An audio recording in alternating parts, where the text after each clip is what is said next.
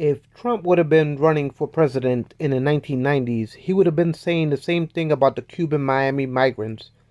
He would have been sending mass migrations to gather up migrants and mass deport them.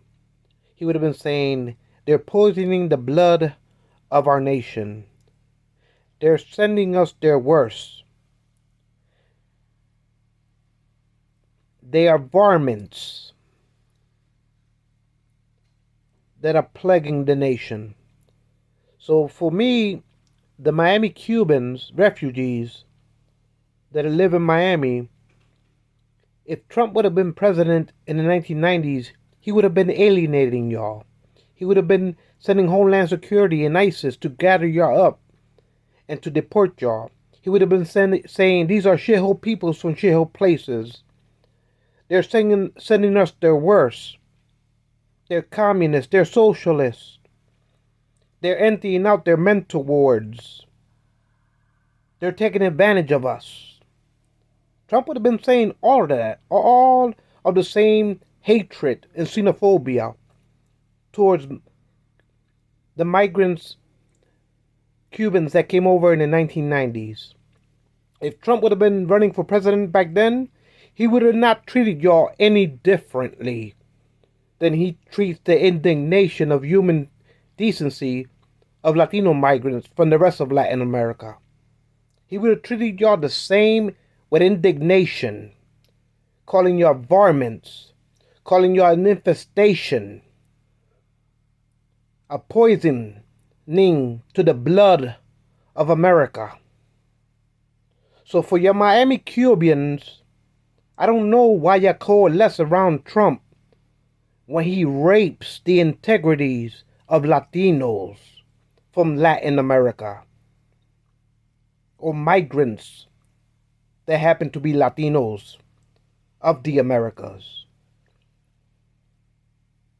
So when Trump is trying to gentrify America into a white majority population and genocidically drain this nation of migrants that happen to be xenophobically downtrodden as varmints in his language,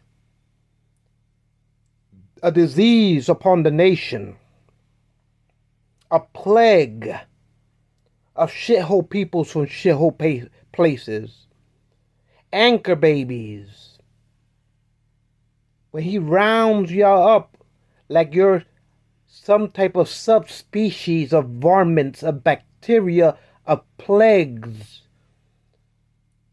that are not considered human beings, to be considered with human decency. When you have a leader like Trump, with his racist xenophobia of demagoguery towards the integrities of migrants, why, as Cuban Republican citizens of Miami, you don't remember the 1990s?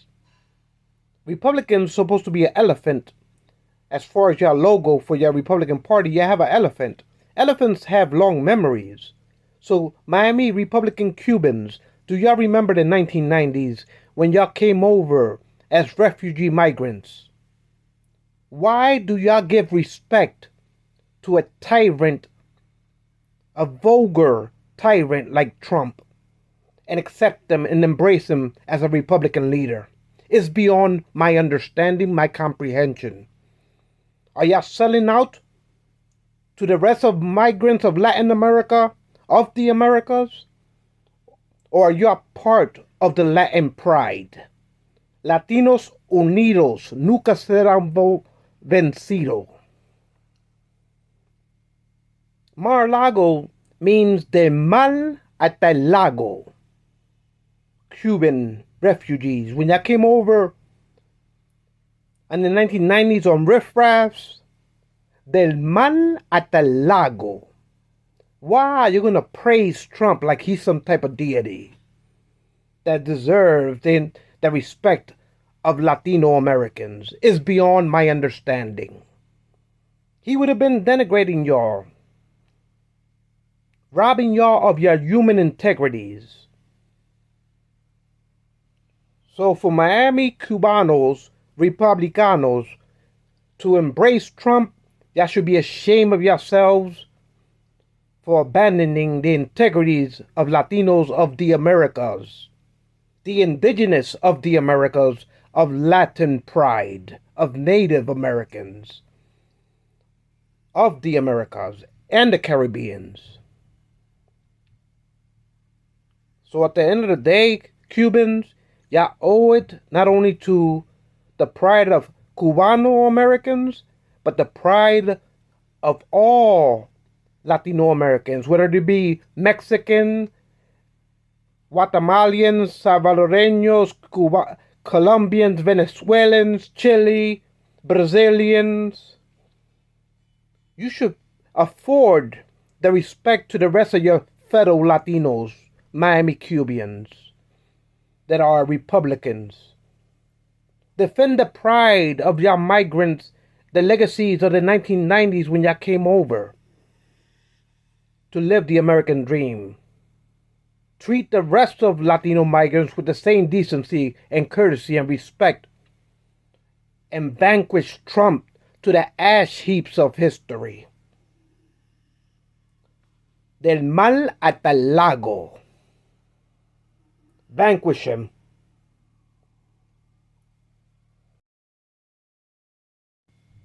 Trump says that the migrants that are coming from Latin America are radical lefts, that they're communists, they're socialists, they're fascists, which is bullshit. Because the Miami Cubans that came in over on riffraffs in the 1990s, they were seeking democracy. They were seeking a better way of life. The same for Latin Americans from South America. They're seeking a better way of life. They should be embraced by the Statue of Liberty, not denigrated and alienated like some type of varmints.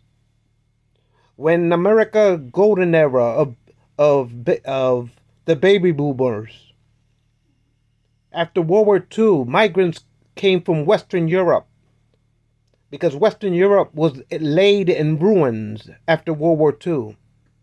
And through Coney Island, the Statue of Liberty received these migrants from Western Europe with the American dream to seek a better way of life. Why can't Latin Americans have the same respect afforded to them of human integrities, to be considered equal human beings, with the respect that all humans are created equal without alienable rights? So at the end of the day, these people, even though they come from lands that are much, much downtrodden in misfortunes of oppression and poverty, they're still human beings, decent human beings with the human integrity to seek democracy and a better way of life. There shouldn't be a double standard of judging migrants, whether they came from Western Europe through Coney Island, waving the American flags under the Statue of Liberty. Why is that era golden? That's when America had the golden era of migrants after World War II. But when it's browns and they're coming from South America, somehow they're varmints. Somehow they're poisoning the blood of America. Somehow they're prisoners. They're shithole places, people from shithole places. Somehow they're varmints that need to be eradicated from the Republic. That, my friend, is what you call racism. That, my friend, is what you call apartheidism. That is what you call denigration of human rights. That all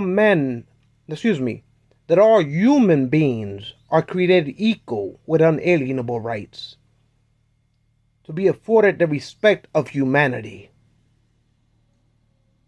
How can you have a chief and commander that doesn't see it that way and that prides himself on hatred and bigotry and suppression of people that are equally as human as any American, blue-blooded American is, or any Western migrants that assimilated to the Americas from Western Europe? There shouldn't be no distinguishing. There shouldn't be a waspy, uppity class of white Americans thumbing their noses at the southern border. We can have legal migrations, but you can't rob us of our decencies. You can have strong borders. You can have migrants that apply legally, but please don't ever dare rob us of our integrities of humanity. Trump will be tossed on the ash heaps of history as a forgotten tyrant of a bygone era. That's how historians would judge this time in our history, in this Republic of the United States. So, Trump's solution, the final solution, if you will, is to send Homeland Security and ISIS throughout the inner cities of Latin communities and round up migrants like some types of varmint infestation, in his words, his own words. What is the double standard of America and the American dream? When you happen to be Western European coming in through Coney Island after the completion of World War II, when America was victorious against tyrants of fascism, of Hitler, that all Europe was laid in ruins. America's golden era of baby boomers allowed Coney Island, that through every documentary in America, through Coney Island migrations in that period, that was the golden era of America. The golden era. The golden years that America created the Brady Bunch, Leave It to Beaver. You know? Blue collar, white fencing, European migrants came to live in middle class societies and lived the American dream. And embraced by the Statue of Liberty. And defended by the Bill of Rights. But when it comes to brown migrants, oh, it's a different story there. If you listen to the white Americans of North America, it's a different story. It's a double standard. Not only do they imprison Latin American countries to be banana republics, and then they shit on their integrities, saying America cannot be a banana republic. But they really impose banana republics like plantations, like they did Africans in cotton fields. And then they're thumbing their nose down at South American countries, and they feast off of our agricultures. Like Cesar Chavez and Mexican exploited farm laborers, while we grow as Americans overweight with unlimited supply of food on the shelves provided by Latin agriculture and of the Americas. And so we feed these North Americans with our agricultures, and all they can do is enslave us, denigrate us, when we're the ones that feed them. Don't never bite the hand that feeds you. Don't never thumb your noses down and call us banana republics and enslave us like the indecency how you enslaved Africans to pick cotton, They enslave Latinos for our agriculture productions. And then they treat us like varmints.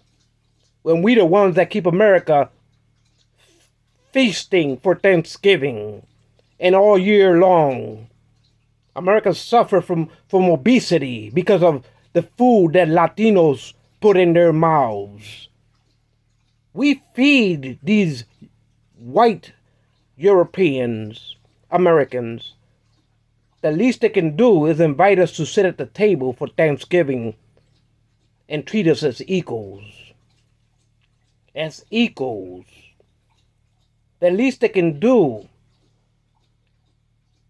is be thankful because they get fed by these plantations of the Latin American countries. And they suffer from obesity. But then they want to rob us for our integrities. They want to bite the hand that feeds them with indignities and damnation. Like we're poisoning the blood of America. Like we're some type of infestation of varmints. This is what you call alt-right, Trumpocrats, racism, bigotry, unadulterated, xenophobic, apartheidist racism within the Republican Republic of America. So at the end of the day, I don't see why Trump should get any leeway in American politics. When Hillary Clinton coined him as a deplorable, he surely lived up to it. He surely lived up to it. And for Trumpery, he perverted this nation with indecency and integrity and damnation that can only be called Trumpery, because he's definitely full of Trumpery. And he tramples over the Bill of Rights. He tramples over Lady Justice. He tramples over Lady Liberty with his venom of hatred. He says, "Take me in, O tender Constitution, take me in. Take me in, O tender Constitution, take me in."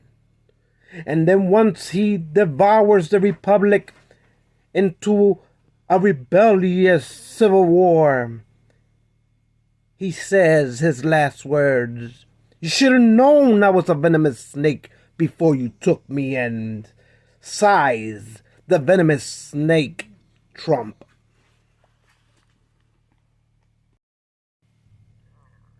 Trump not only trumps over the Bill of Rights, he trumps over the Constitution by trampling and violating humanity with his venom of hatred. As the venomous snake that he is, he divides the Republic with venom as he tramples over human rights, as he tramples over Lady Justice, as he tramples over the Republic. He trumps nothing but pure hatred and vanity of venom.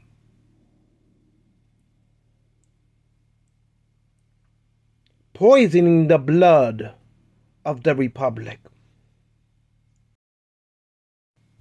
You know, Steve Bannon said in the 2020 elections, he said Trump is going to lose, but that's not going to stop him. Late at night, at midnight, he's going to address the nation and say that the elections were stolen from him. And then we can crown him king of the Republic.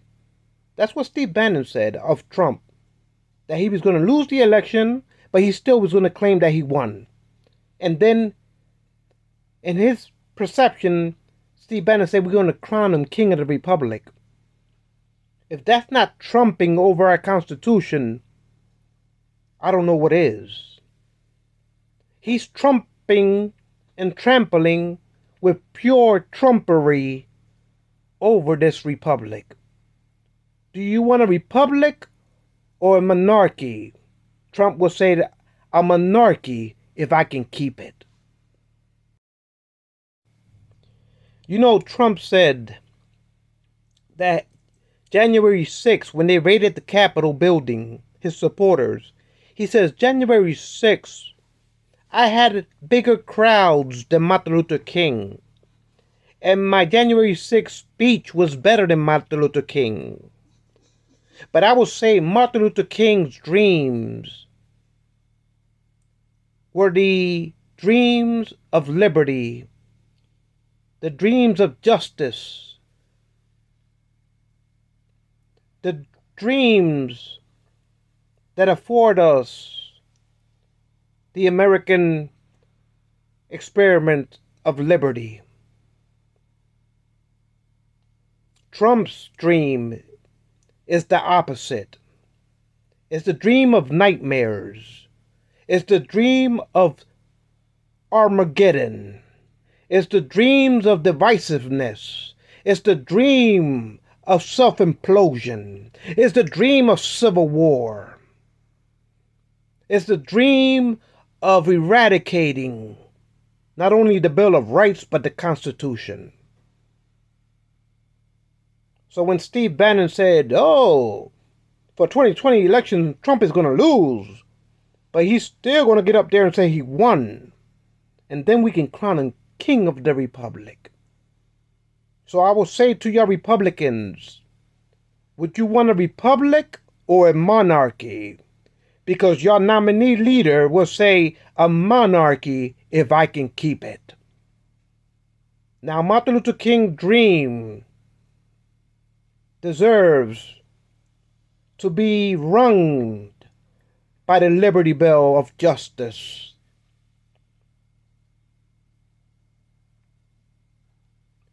Because that dream is the dream of humanity. Self-righteousness of love. And love will always conquer over hatred, over venom, over trumpery, or tyrants that trample, full of trumpery, over the republic. With self-grandeur and grandizing of a vanity disorder that we call J. Donald Trump.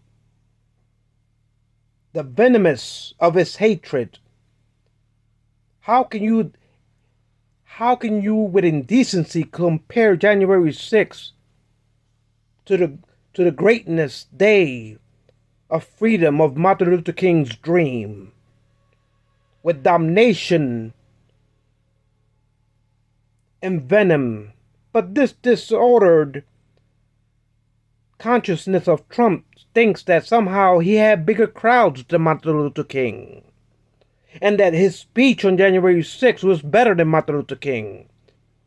If that's not pure venom spewing out of a venomous snake, I don't know what is.